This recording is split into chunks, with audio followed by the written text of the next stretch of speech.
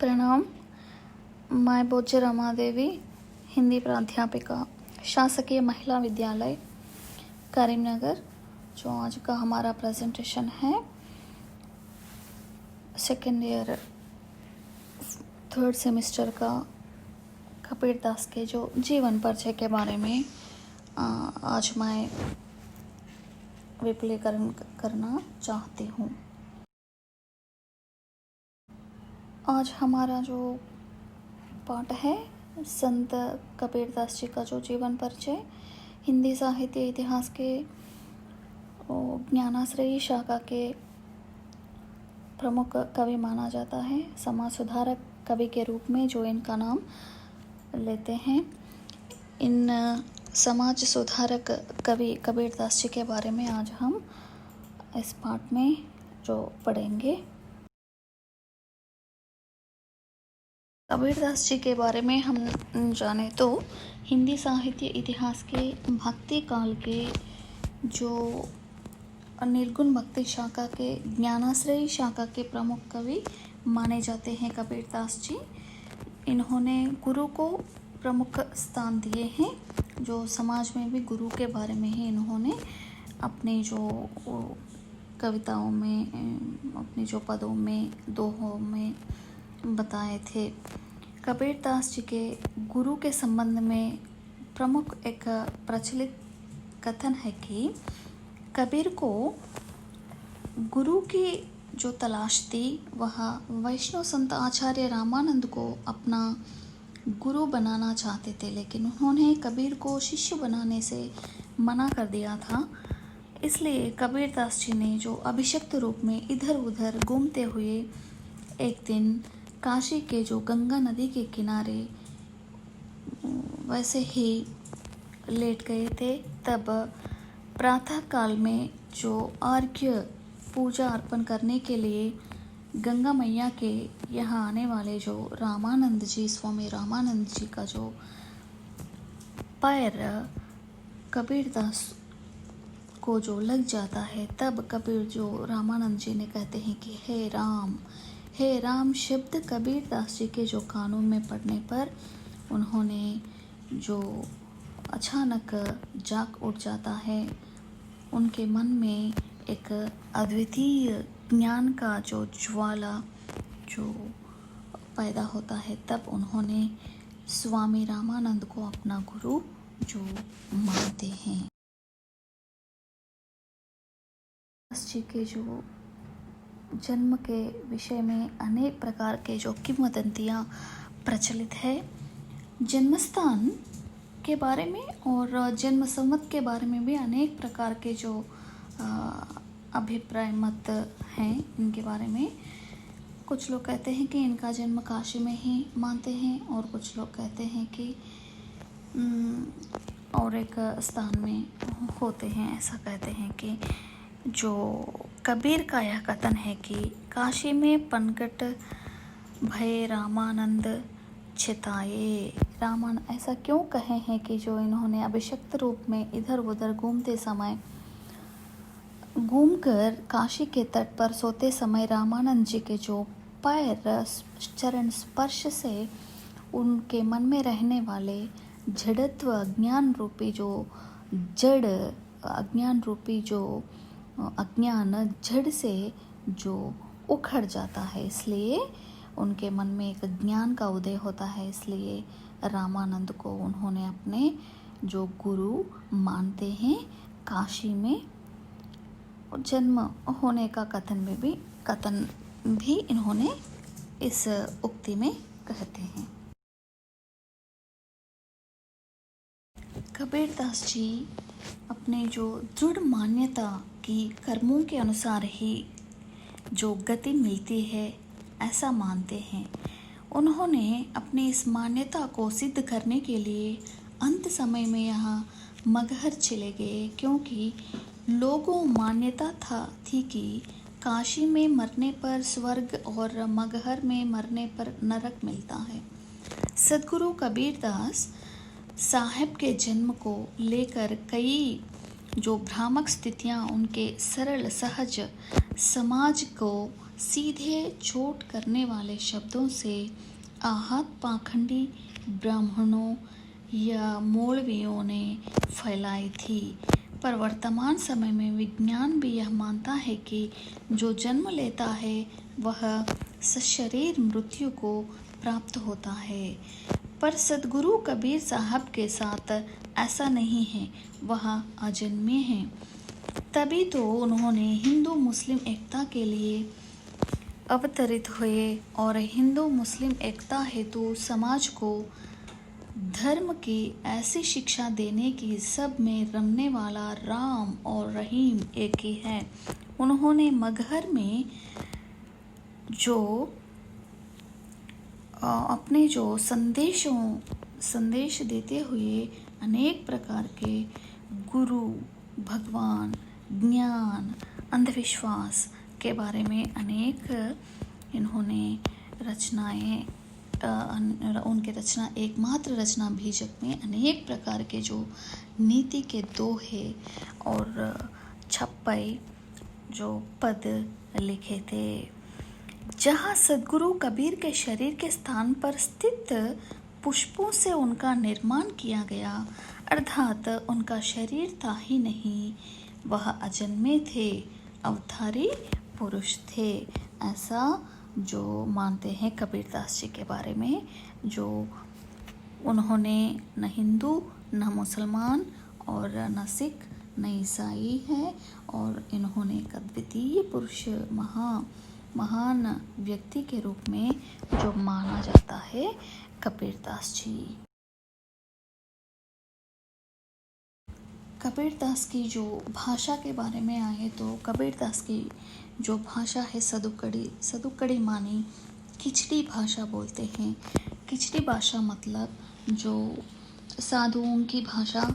साधु लोग पूरे विश्व में भ्रमण करते हुए जो अनेक प्रांतों में रहने वाले जो भाषा को, बोलियों को अपनाते हैं, उन भाषाओं से अपने जो अवसरानुसार अवसरगत शब्दों को लेकर अपना जो निजी भाषा का जो उन्होंने तैयार करते हैं, उसी तरह का कबीरदास जी भी जो इनकी भाषा है सदुकड़ी मानी उन सदुकड़ी में हिंदी, उर्दू, फारसी, अरबिक शब्दों का जो सम्मिलित होता है। इनका जो एकमात्र ग्रंथ बीजक कहते हैं। बीजक कबीरदास के बारे में और एक प्रमुख विषय है कि वे अनपढ़ कवि थे। अनपढ़ कवि होने पर भी इन्होंने बीजक नामक ग्रंथ की जो रचना की है, शिष्यों ने उनकी वाणियों का जो संग्रह करके इनका जो बीजक ग्रंथ का जो आविष्कार करते हैं। नाम के ग्रंथ में जो बीजक के जो नाम के इस ग्रंथ में जिसके 3 मुख्य भाग हैं, साखी, सबद और रामायणी। साखी संस्कृत मतलब इसका अर्थ होता है साक्षी, शब्द का विकृत रूप है और धर्मोपदेश के अर्थ में प्रयुक्त हुआ है। अधिकांश साखियाँ दोहों में लिखी गई है, पर उसमें सोरठे का भी प्रयोग मिलता है। कबीर की शिक्षाओं और सिद्धांतों का निरूपण अधिकतर साखी में हुआ है। सबद गेय पद है। साखी, सबद, रामायणी 3 भाग है ना। सबद में जो गेय होते हैं मतलब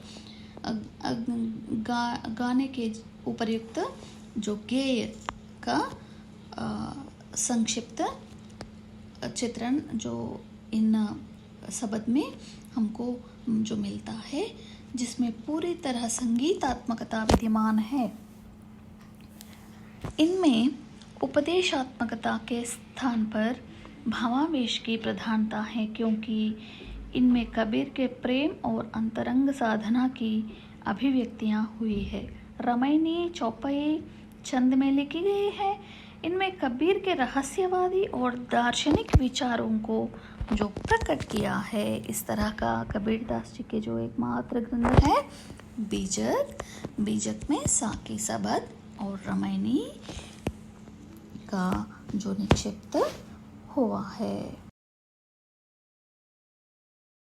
कबीरदास जी के जो दोहों के बारे में हम जानकारी लिए तो कबीरदास जी के प्रसिद्ध दोहे जो बहुत सारे हैं, उसमें जो एक दोहे के बारे में हम देख लेंगे।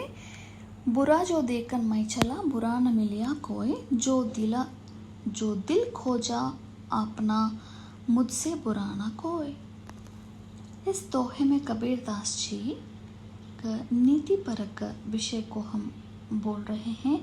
जब मैं इस संसार में बुराई खोजने चला तो मुझे कोई बुरा न मिला। जब मैंने अपने मन में झांक कर देखा तो पाया कि मुझसे बुरा कोई नहीं है। इसका अर्थ होता है कि प्रत्येक व्यक्ति अपने आप को, इस संसार में प्रत्येक व्यक्ति अपने आप को क्या समझते हैं, मैं एक अच्छा इंसान हूँ, ऐसा समझता है। अपने मन में रहने वाले बुराइयों को कोई भी नहीं मानते।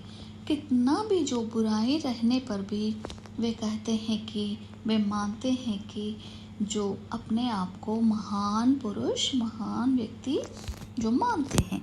जिस व्यक्ति ने जो अच्छाई के बारे में, बुराई के बारे में जो खोजते हुए इस विश्व में भ्रमण करता है, उस विश्व में भ्रमण करने के बाद एक साधु संत व्यक्ति को ऐसा मालूम पड़ता है कि बुराई को खोजना जितना मूर्खता होता है, बुराई किसी में भी नहीं है। बुराई, कोई भी बुरा व्यक्ति नहीं है संसार में, सभी अच्छे हैं। सभी विषय वस्तु में बहुत अच्छा है इस संसार में। मगर बुराई कहाँ है? बुराई को खोजने के लिए मैं निकला ना, जो बुराई कहाँ मिला, मगर मैं अपने आप में झांक लिया, मैं अपने आप में देख लिया तो मैं समझ लिया कि बुराई अपने ही मन में है, ऐसा मैं समझ लिया। इसलिए महान व्यक्ति क्या सोचता है कि बुराई बुराई बुराई ऐसा नहीं करना। कहाँ भी कौन में बुरा नहीं है संसार में। जो बुराई है अपने आप में निक्षिप्त होता है, उसको निकालने पर सब कुछ, सब लोग, हर व्यक्ति, हर जगह अच्छा ही दिख जाता है। इस तरह का कबीरदास बुरा भला के बारे में बोलते हैं। कबीरदास जी विद्वान लोगों के बारे में कहते हैं कि इस दोहे में कहते हैं कि पोती पड़ी पड़ी जगमुआ, पंडित भया न कोई, ढाई अक्षर प्रेम को पढ़े सो पंडित होय। कबीरदास जी कहते हैं कि बड़े बड़े पुस्तकों को, महाग्रंथों को पढ़ने वाले विद्वान नहीं कहलाते और पंडित नहीं कहलाते हैं। जो जिसके मन में ढाई अक्षर प्रेम रूपी जो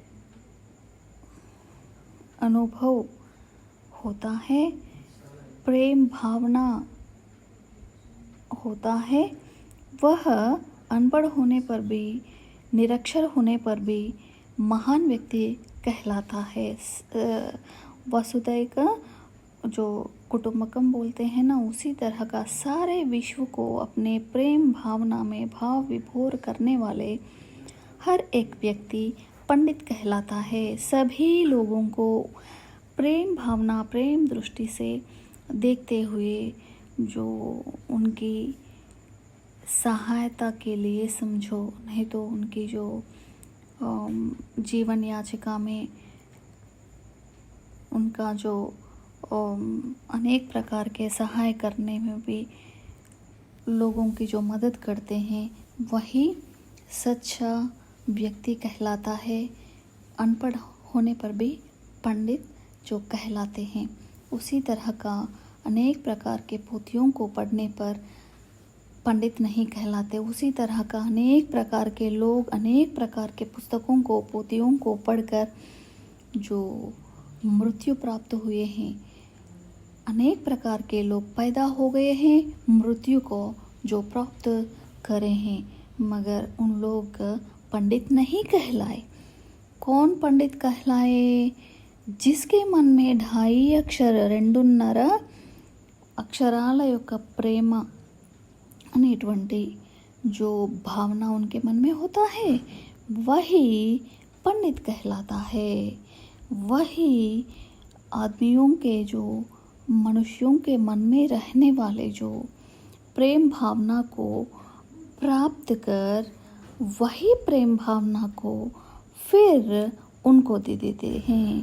जो जिस तरह का हम पाते हैं वही देने के लिए हमारा मन और चाहता है, उसी तरह का जो प्रेम लेते हैं प्रेम को देते हैं। उसी तरह का सब लोग अपने आपस में प्रेम भावना को बांटते रहने पर किसी का कोई भी शत्रु नहीं रहते।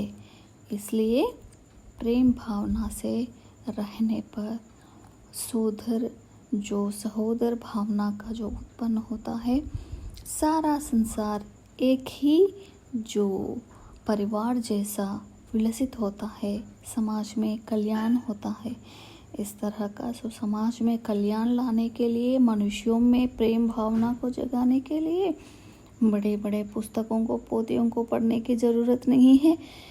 बड़े बड़े पोथियों को पुस्तकों को पढ़ने वाला ज्ञानी नहीं कहलाते, पंडित नहीं कहलाते। जो जिसके मन में जो प्रेम भावना किंचित भी नहीं रहते हैं, लेश मात्र भी प्रेम भावना नहीं रहते हैं, वह कदापि पंडित नहीं कहलाते हैं।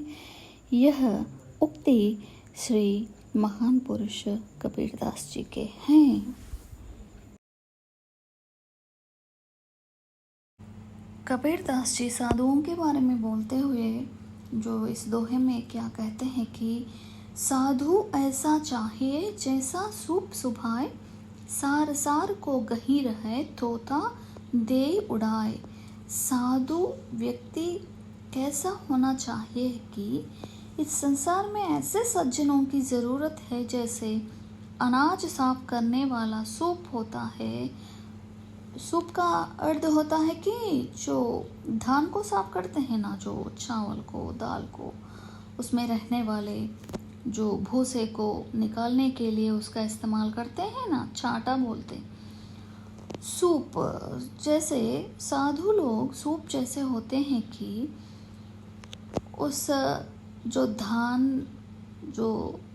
धान में अवसरवादी जो वस्तु में खाली पीली रहने वाले जो भूसड़ को निकाल कर फेंक देता है सूप, उसी तरह का साधु लोग अज्ञान लोगों के मन में रहने वाले जो ज्ञान को निकाल देते हैं, बाहर लाते हैं। उसी तरह का विपरीत जो विपरीत अर्थ में मूर्ख लोगों में रहने वाले जो मूर्खता को निकाल फेंक देता है, जैसे सूप धान में रहने वाले भूसड़ को निकाल कर फेंक देता है, उसी तरह का साधु लोग भी मनुष्यों में रहने वाले अज्ञान रूपी जो अज्ञान को निकाल देते हैं, मनुष्यों में ज्ञान ज्योति का जो ज्वलन करते हैं साधु लोग।